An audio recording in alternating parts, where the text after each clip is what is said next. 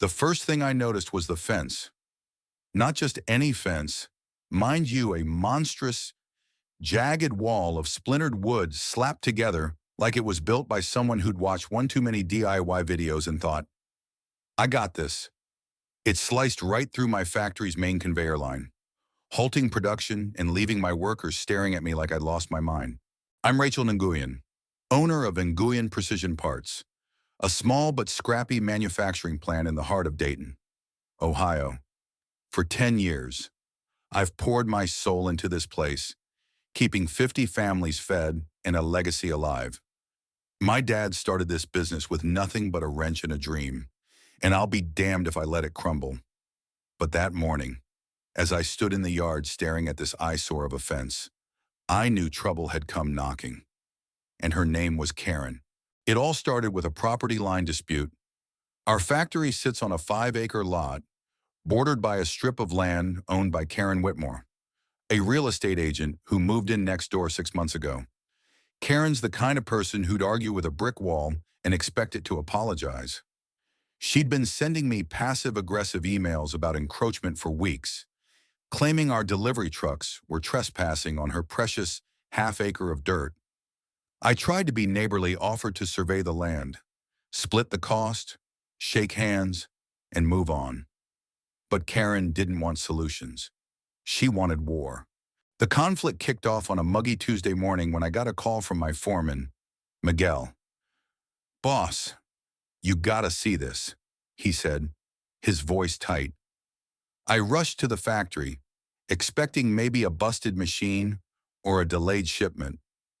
Instead, I found that fence 6 feet tall, ramshackle, and parked smack dab in the middle of our main production line. Conveyor belts were frozen, crates of parts were backed up, and my workers were milling around, confused and pissed. Worse, a neon orange sign was nailed to the fence, screaming in Karen's loopy handwriting, "Private property." "Keep out."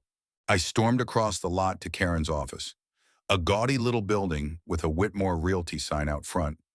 She was there, sipping a latte, her blonde bob gleaming like she'd just stepped out of a shampoo commercial.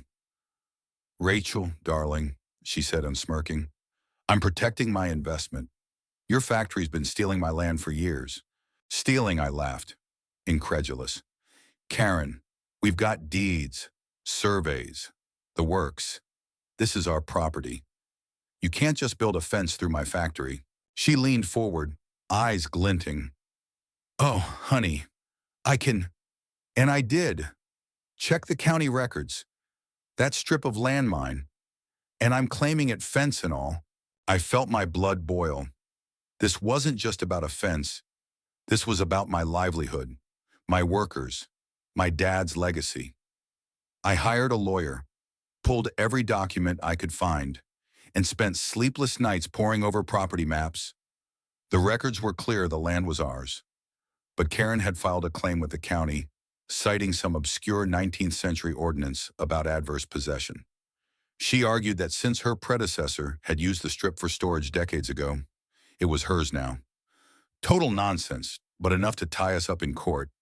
While the legal battle brewed, Karen escalated. She started parking her SUV across our delivery entrance, blasting her horn at 6 a.m. to assert her rights.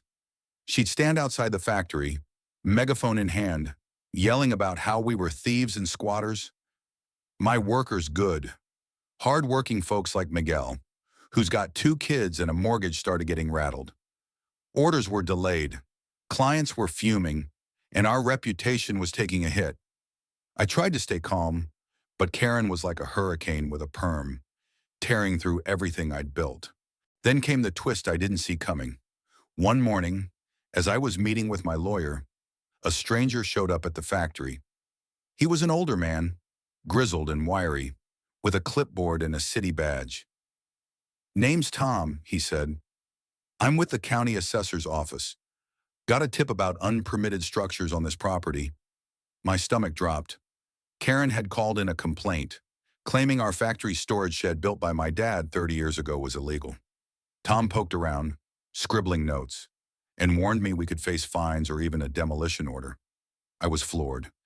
This wasn't just a fence anymore. Karen was trying to dismantle my entire operation. The high noon of this mess came on a stormy Thursday afternoon.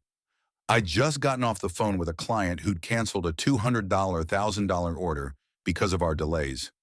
My workers were on edge. The factory was hemorrhaging money, and the county was breathing down my neck about the shed. I was out in the yard, trying to figure out how to reroute the conveyor line around Karen's stupid fence, when I heard a grinding screech. I turned to see one of our forklifts, driven by a rattled rookie named Jamal, slam into the fence. The whole thing buckled, splintering like cheap plywood, and a section collapsed onto the conveyor belt, smashing a crate of precision parts worth thousands. Sparks flew, metal groaned, and the line ground to a halt again.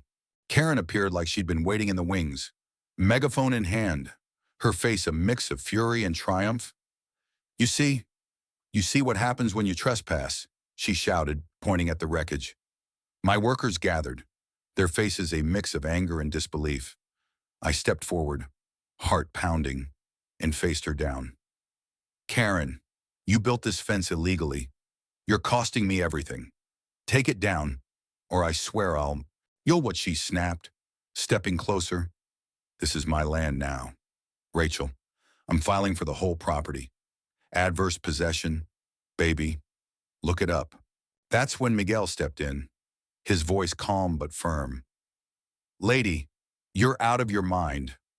You think you can just claim a factory because you slapped up a fence? We've got families depending on this place." The crowd murmured in agreement, and for a moment, I thought we might have a riot on our hands.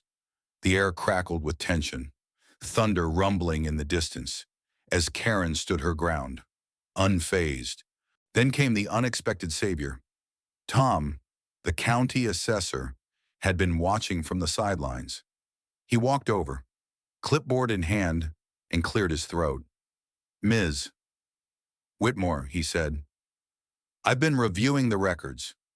Your claim's based on a 1960s survey that was voided in '72. This land's been Guyon's since before you were born. And that fence unpermitted. You're the one in violation here." Karen's face froze, her megaphone slipping slightly. That's not possible," she stammered. Tom held up his clipboard like a judge's gavel. "It's not just possible. It's fact. And I've got a crew coming tomorrow to tear that fence down. You might want to start packing." The aftermath was brutal for Karen. The county hit her with fines for the unpermitted fence and false claims. Her realty business tanked when word got around about her stunt. Turns out, nobody wants to buy a house from someone who tries to steal a factory. My lawyer pushed through an injunction, and by the next week, the fence was gone. The conveyor line was back up, and we were scrambling to catch up on orders. But the damage lingered: lost clients, stressed workers, and a lingering fear that someone else could pull a stunt like this. Karen moved away a month later, her Whitmore Realty sign replaced by a for sale notice. I heard she's selling discount condos in Florida now, probably yelling at alligators about property lines. As for me, I'm still here, rebuilding what she tried to break. My workers rallied, my clients came back, and we're stronger for it. But I'll never forget the audacity of a woman who thought a fence could steal a legacy. What do you think ever dealt with a Karen who tried to bulldoze your life? Share your story in the comments. Let's talk about standing up to the chaos.